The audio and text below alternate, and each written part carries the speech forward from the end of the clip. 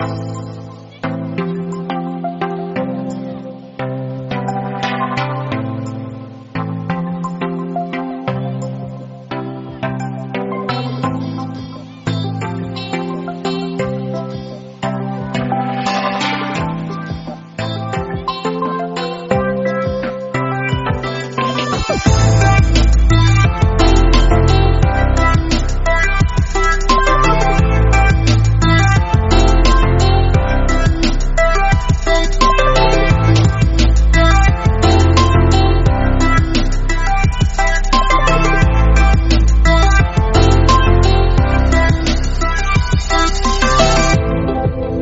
वो डिसीजन लेने में, वो निर्णय लेने में इतने ही सक्षम होंगे और वो इस तरह के किसी भी दलदल में नहीं फंसेंगे। विंध्या जी, अगर आपके किरदार की बात करें तो कितना डिफरेंस महसूस करती है जो किरदार आपने आ रही है साक्षी का, और विंध्या में क्या डिफरेंस महसूस करती है? देखिए, मैंने इसके पहले भी बोला कि लर्निंग और अनलर्निंग एक ऐसा प्रोसेस है जिससे आप बहुत कुछ सीखते हैं। तो साक्षी ने जो गलतियाँ की हैं वो विंध्या कभी नहीं करेगी, क्योंकि विंध्या अपने माता पिता से बहुत प्यार करती है और मेरे लिए सबसे प्योरेस्ट फॉर्म ऑफ लव मुझे लगता है माँ बाप का ही होता है। जितना माँ बाप आपको प्यार कर सकते हैं उतना आप भी उन्हें नहीं कर सकते। तो मेरी ज़िंदगी में हर एक डिसीजन, हर चीज़ मैं अपने माँ बाप से पूछ कर ही लेती हूँ। ये मेरा एक रूल है लाइफ का और वो कभी चेंज नहीं होने वाला है, ना हुआ है। तो वो साक्षी अगर थोड़ा ध्यान देती, इसीलिए हमारी वो फिल्म ऐसा एक पूरे सेटअप के साथ आ रही है कि कन्वर्जन तो हम दिखा ही रहे हैं, लेकिन साथ ही साथ हम उसमें ये भी दिखा रहे हैं कि क्या हमें नहीं करना चाहिए। अभी जैसे हमारी ये टॉपिक बात हो रही थी कि अबाउट पेरेंट्स, कि वो क्यों ऐसा हो रहा है, दूरियां क्यों आ गई हैं। वो इसलिए भी हो रहा है क्योंकि पेरेंट्स बच्चों से ये उम्मीद करते हैं कि अरे बच्चे तो आजकल बड़े हो गए हैं, इनको तो संस्कार नहीं है, ऐसी बातें बोल के वो अपनी रिस्पॉन्सिबिलिटी से छुट्टी पा लेते हैं। लेकिन जो रिश्ते होते हैं वो बहुत ही रिस्पॉन्सिबिलिटी के साथ अगर निभाए जाए, सेम एफर्ट के साथ, तो वो और भी अच्छे तरीके से चल सकते हैं। जैसे बच्चों को ऐसा बोल दिया जाता है तो माँ बाप भी उनके जैसे थोड़े से बन जाएं और बच्चे जो हैं वो थोड़े से इधर आ जाए। तो बीच की जब बात हो जाती है, दोस्ती वाला रिश्ता हो जाता है, तो अपने आप वो कंफर्ट जोन आ जाता है। जैसे विंध्या जो है वो अपने माँ बाप से हर चीज़ बहुत खुल के बात कर लेती है, हर चीज़, मतलब मुझे कहीं और जाने की ज़रूरत ही नहीं है। और यहाँ पे इनको भी पता है कि सेट पे भी मेरी मम्मी आती है and she is so friendly, my dad is very friendly, so we have a very different kind of ambience. तो वो अपने से शुरुआत करनी पड़ेगी rather than blaming anyone else. I think we have to start from our own home, so that's how we can rectify a lot of things in life. अच्छा, जब आपके पास ये स्क्रिप्ट आई जी, तब आपका रिएक्शन क्या था? तुरंत आपने हामी करने के लिए, किरदार को करने के लिए हामी भरी या फिर कुछ सोच विचार किया? नहीं, सर ने मुझे सोचने ही नहीं दिया ना। वो मिले, बस बात की, मैंने कॉफ़ी पी, सर ने कहा आप ही साक्षी मिश्रा हैं, आप कर रही हैं ये फिल्म। तो मैंने कहा सर स्क्रिप्ट तो आप बताइए पहले, सुनूँ तो क्या, मतलब कौन है साक्षी मिश्रा। सर ने कहा बिल्कुल सुनिए आप, लेकिन आप हैं साक्षी मिश्रा। तो इनका विश्वास था, इनका फेथ था, इनको वो साक्षी मिश्रा मुझ में दिख गई। और फिर मैंने जब स्टोरी सुनी, वंदना मैम ने स्टोरी सुनाई, नरेशन हुई, तो जब लास्ट उसका जब एंड हुआ तो मुझे बहुत, मेरी आंखों में आंसू थे, क्योंकि वो पीड़ा जो है साक्षी मिश्रा की मुझे समझ में आ रही थी और मैं बहुत तकलीफ़ में थी। और मैंने कहा सर मैं ये रोल करूँगी और आप सच कह रहे हैं, मैं ही साक्षी मिश्रा हूँ। एंड देन उसके एक हफ्ते के बाद हम बनारस ही चले गए और बनारस में शूट कर रहे थे। और बनारस एक ऐसी जन्मभूमि है मेरी, तो सोचिए जन्मभूमि और कर्मभूमि जब मिलेगी तो फिर क्या ही होगा। अच्छा विनोद, इस तरह से ज्वलन मुद्दे पर जब भी कोई फिल्म बनती है तो शूटिंग के दौरान कुछ ना कुछ कोई सामाजिक तत्व वगैरह विरोध करने में लग जाता है। जैसे कश्मीर 5 की शूटिंग हो रही थी, हैदरपुर की शूटिंग कश्मीर में हुई, तो वहाँ पर भी कुछ लोगों ने विरोध कर रहा है। आप जब इसका बनारस में शूटिंग कर रहे हैं तो इस फिल्म में जब इस तरह से इस फिल्म का जो हिस्सा है बहुत ही गंभीर है, तो ऐसा कुछ सामाजिक तत्व आए थे जो शूटिंग रोकने की कोशिश की गई या विरोध, किस तरह की कुछ घटनाएँ होती है? नहीं, हम कुछ ज़्यादा चौकन्ने थे, तो हमने वो नाम ही नहीं रखा था। हमने जो पूरी फिल्म की जो शूटिंग करी है वो दशाश्वमेध घाट के नाम से की है। और ये जब तक फिल्म एडिट कंप्लीट नहीं हुई थी तब तक फिल्म के बारे में किसी को भी नहीं मालूम था कि हम क्या शूट कर रहे हैं। तो लोगों तक ये बात, मतलब ज़्यादातर लोग जब ये सोच रहे थे कि विंध्या वेकेशन मनाने के लिए मम्मी पापा के पास गई हुई है, मतलब कोई अपडेट नहीं थी, मतलब हम शूट कर रहे हैं ये भी किसी को पता नहीं था। So that was a deliberate. उस घटनाओं से सीख कर ही आदमी सीखता है। तो हमने सुना, देखा था कि हम ये डायरेक्ट ये नाम रखें द कन्वर्जन रखें। हमने कहा नहीं, बेहतर ये कि हम इस फिल्म को पहले शूट करते हैं, शूट करने के बाद में जब फाइनल, क्योंकि ये और हमारा पहले से रहा है कि हम कभी भी फिल्म मुहूर्त करके या शूटिंग के दौरान ना कोई हमारा एक्टर कोई पोस्ट डालता है, ना कोई हमारी टीम के मेंबर पोस्ट डालते हैं। जब फिल्म कंप्लीट होके एडिट होती है और जब पहला पोस्टर आउट होता है तब मालूम पड़ता है कि हमारी टीम या विनोद तिवारी टीम कुछ प्रोजेक्ट कर रही है। अच्छा विंध्या जी, जी आपने कुछ देर पहले बताया कि मैं सर से कहानी सुने बगैर मैं हाँ बोल, जब सेट पे आपको पता चला कि कहानी में इतने सारे ये बार बार कुछ चाहिए, फिर आपको साक्षी के बारे में बहुत सारा पता चला, सर आपका क्या रिएक्शन था? आपको या फिर ऐसा लगा कि मैंने क्या डिसीजन ले लिया? नहीं, लेकिन एक्चुअली आपका सवाल ही गलत है। मैंने कहानी सुनी थी जब पहली बार सर ने जब मुझे बोला कि आप साक्षी मिश्रा हैं, तो मैंने सर से कहा था कि आप नरेट कीजिए, तो सर ने फिर वरना मैम ने कहानी सुनाई थी पूरी। तब मैंने जब उसे सुना तब मेरी आंखों में आंसू आया था, तब मुझे समझ में आया कि ये क्यों बोल रहे हैं कि साक्षी मिश्रा मैं हो सकती हूँ, क्योंकि वो जो लड़की है वो है मेरे अंदर, उसकी जो लेयरिंग है, जो भावनाएं हैं, मैं समझ सकती थी। बट डेफिनेटली मैंने रिसर्च नहीं की थी कोई, मुझे वो रिसर्च जो है वो सारी चीज़ें सेट पे इन लोगों ने बहुत हेल्प की, क्योंकि जब ऐसी फिल्म जिसमें इतनी ज़्यादा संजीदगी हो तो वहाँ पर ना एक अलग तरीके की रिस्पॉन्सिबिलिटी हो जाती है, क्योंकि स्क्रिप्ट में कोई मॉड्यूलेशन आप नहीं कर सकते। जो लिखा है, और सर बहुत पर्टिकुलर थे कि वंदना मैम ने जो भी लिखा है ती है तो ती ही है, वो ते भी नहीं हो सकता। तो उसमें बहुत सारी चीज़ें चेंज हो जाती हैं, नुआंसेस चेंज हो जाते हैं, मतलब चेंज हो जाता है। तो इस वजह से थोड़ी स्क्रिप्टिंग के हिसाब से देखा जाए तो थोड़ा मुश्किल था, लेकिन सेटअप इतना अच्छा था कि सर ने वो जिस तरीके से उसके बारे में बताया तो आप और भी ज़्यादा जुड़ते चले जाते हो साक्षी मिश्रा से। तो अब मुझे लगता है कि मतलब मेरी ज़िंदगी का बेस्ट डिसीजन रहा है कि मैं ये फिल्म करूँ एज साक्षी मिश्रा। लास्टली हमारी ऑडियंस जो देख रही है उनके लिए क्या मैसेज देना चाहेंगे फिल्म को लेकर? मैं हाँ ओके,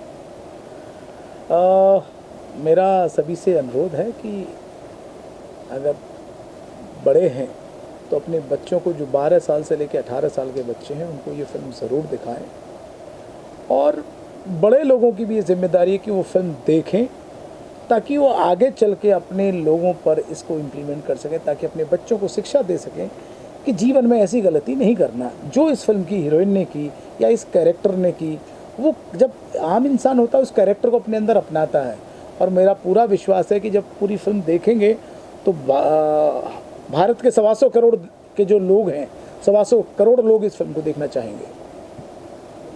जी क्या आप क्या कहना चाहेंगे, क्या मैसेज होगा आपके? जी, हम यही कहना चाहते हैं कि देखिए कैमरा जो होता है ना, आप सब जानते हैं कि कैमरा बहुत सेंसिटिव होता है, तो कोई भी चीज़ अगर शिद्दत के साथ नहीं की जाए तो कनेक्ट नहीं होती। तो हमारी फिल्म में हर किसी ने बहुत ही शिद्दत के साथ, in terms of performance, in terms of soul, in terms of anything, जब वो फिल्म देखेंगे तो आपको महसूस होगी, शायद आपकी भी आंखों से आंसू गिर जाएंगे और आप अपने आप को सोचने पे मजबूर हो जाएंगे कि मतलब ये फिल्म एक्चुअली बहुत पहले ही आ जाती तो बहुत सारी लड़कियां हमारे देश की बच सकती थी। तो वो जब चीज़ें आप पर्दे पे देखेंगे तो आपको महसूस होगा कि कितनी मेहनत के साथ और सच्चे दिल के साथ हम सब ने मिलकर ये बहुत ही खूबसूरत सी फिल्म बनाई है। हम सब चाहते हैं कि आप सब 22 अप्रैल 2022 को ज़रूर जाएं अपनी नज़दीकी सिनेमा घर में और इसे विटनेस करें, एक्नॉलेज करें और बहुत सारा प्यार दें। Thank you. आप बताइए आपके शब्दों की जी, सबसे पहले तो मैं गुजारिश करना चाहूँगा कि आप लोग 22 तारीख को जाके फ़िल्म देखें। और हम लोगों ने जो भी मेहनत की है, जो भी हमारा बनारस में जो भी सर का, वंदना मैम का रिसर्च रहा है, वो काफ़ी पुख्ता इन्होंने रिसर्च किया था, 1-1.5 साल इनका काम रहा है। तो होप करना चाहूँगा कि आप सब लोग फ़िल्म देखें, और फिल्म से एक अच्छा स्ट्रॉन्ग मैसेज है सोसाइटी के लिए। तो आई एम श्योर आप लोगों को पसंद आएगा, क्योंकि सबका ईमानदारी का काम है, और जब भी कोई भी काम जो फिर ईमानदारी से किया जाता है तो पसंद आता है। तो यही उम्मीद है आप लोगों से कि आप लोग 22 अप्रैल को हम लोगों को बहुत सारा प्यार देंगे और फिल्म को सराहेंगे। जी सर, आप क्या कहना चाहेंगे? बस यही कहेंगे, सर ने जैसे इतने अच्छे से पूरी फिल्म को शूट किया है वाराणसी में, और बनारस ये इतना स्ट्रगल करते करते यहाँ तक पहुँचे हैं, तो एक सफलता तभी होती है, उसमें पेशेंस बहुत ज़रूरी होता है। तो सर ने पेशेंस बहुत रखा, हम सब ने, हमारा टीम एफर्ट रहा है, नहीं तो पेशेंस रखते रखते लोग बहुत गिव अप कर देते हैं। तो एक होता है कि हर सही चीज़ का सही वक्त होता है, तो मुझे लगता है अब ये सही वक्त आ चुका है, और ये अब आप सबके सामने बहुत जल्द आने ही वाला है। और बाकी तो जो मैं अपने किरदार के बारे में ज़्यादा बोलूँगा नहीं, वो तो फिल्म देखेंगे, क्योंकि मैंने सर ने मुझे इतने अच्छे से नरेट किया था जब इन्होंने मुझे स्टोरी सुनाई थी, तो मैंने पूरा सुन के मेरे माइंड में जब चल रहा था कि ऐसी फिल्म तो कभी बनी नहीं ऐसा। और मैं तो अपने आप को बहुत लकी मानता हूँ बीइंग एक्टर। मैं एक भारत का युवा भी हूँ कि मुझे एक कलाकार के होने के साथ साथ इस चीज़ को एंटरटेनमेंट के साथ साथ एक अपना सोशल अवेयरनेस भी दे रहे हैं आज की यूथ को। I feel very lucky.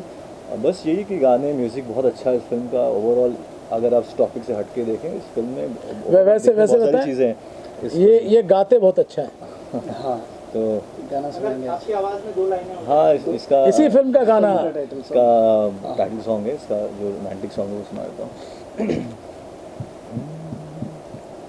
आँखों के ताज महल में राज है तेरे ही चेहरे का, हुआ ये दिल आशिक मिजाज है बैठे बैठाए बेवजह, मुझ पे चढ़ गया चाहत का खुमार है,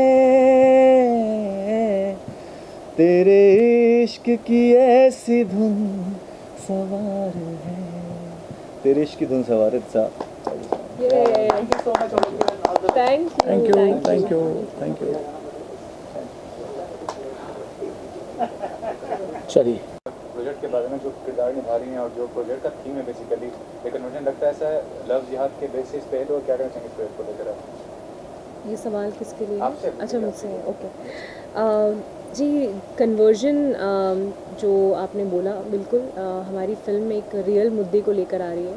फिल्में समाज का आईना होती हैं, तो जो भी चीज़ें हो रही हैं वो ये फिल्म दर्शा रही है, और ये करंट हमारे बहुत बड़ी प्रॉब्लम है जो हमारे इंडिया में चल रही है।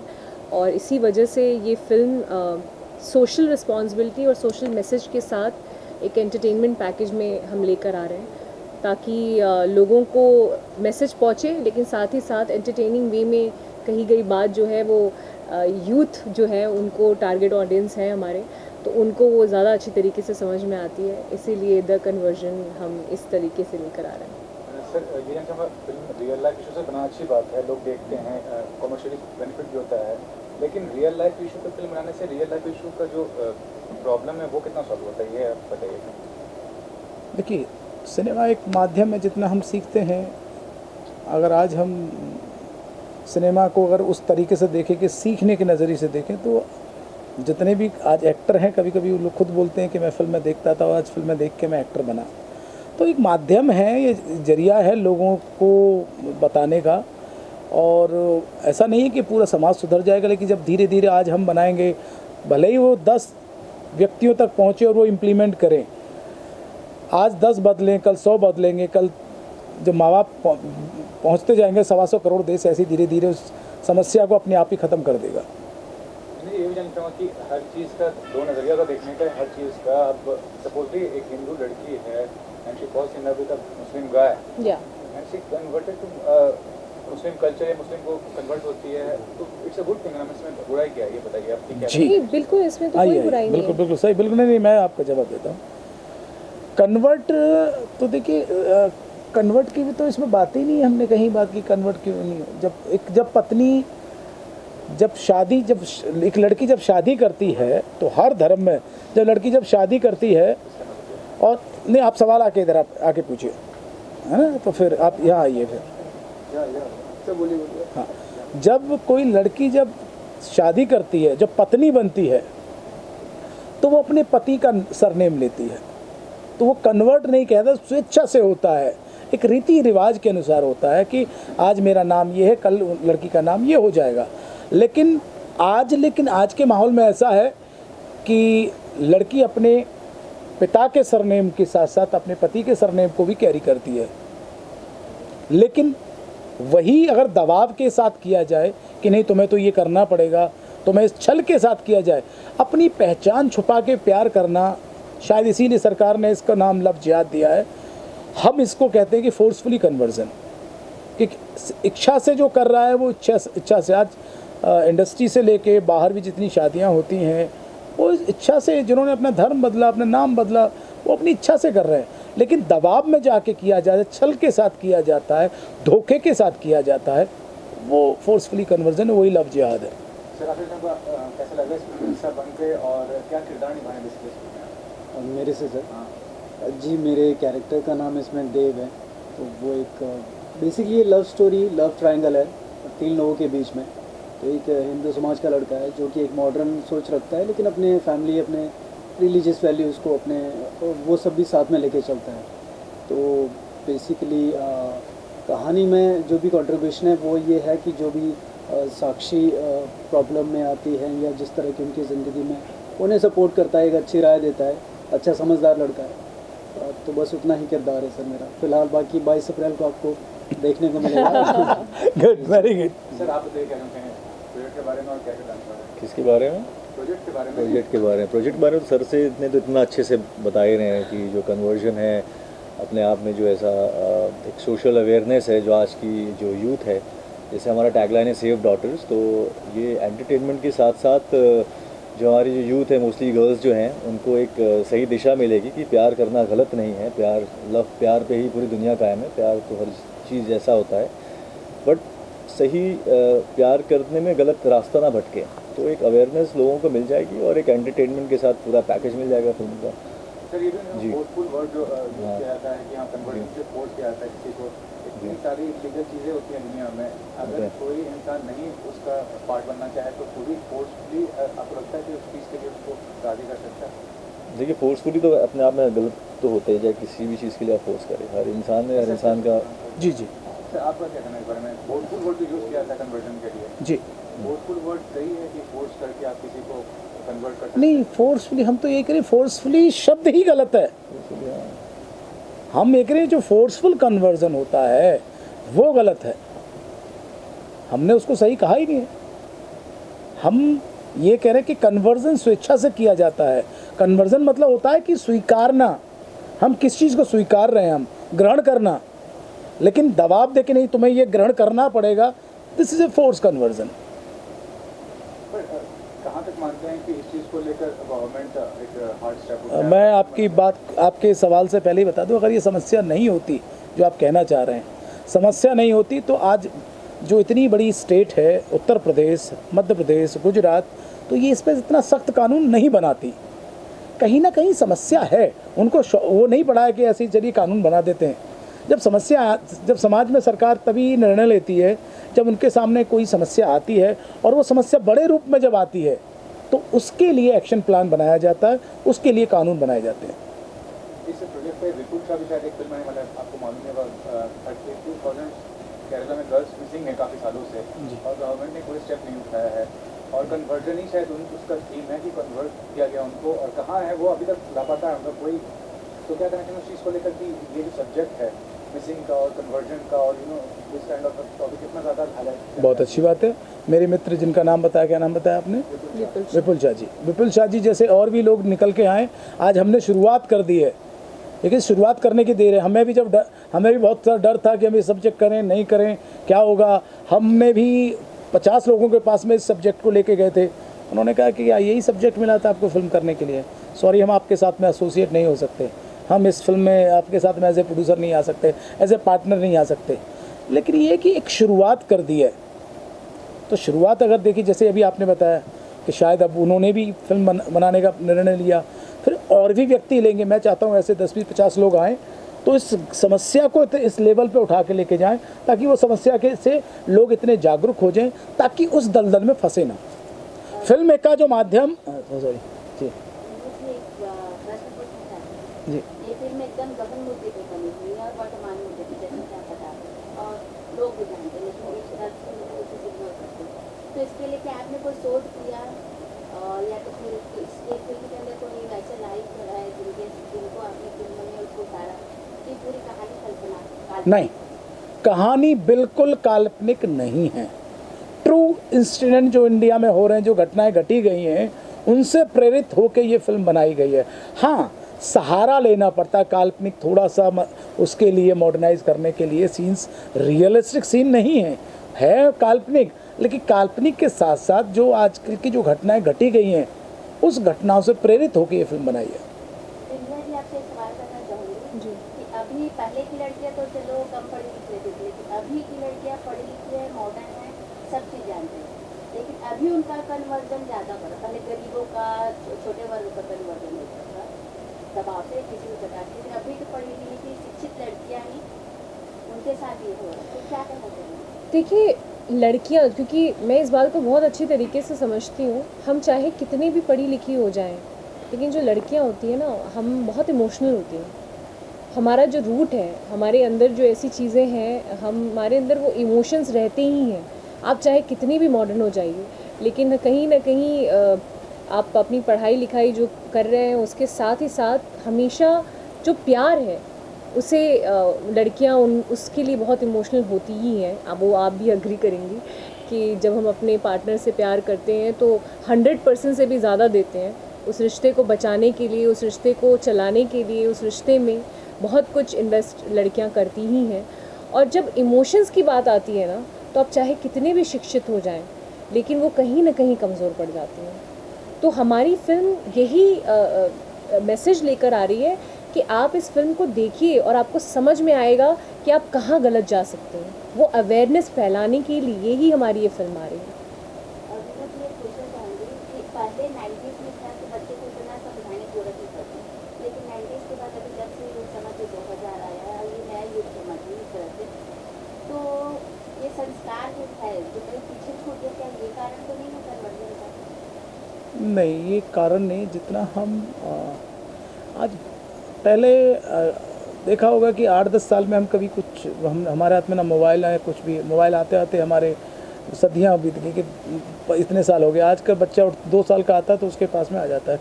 6 साल 8 साल का बच्चा पूरे वर्ल्ड में जाके कहीं भी होता है वो सब देख सकता है। वो जो एडवांस हुए हैं लोग, उसका कारण ये है।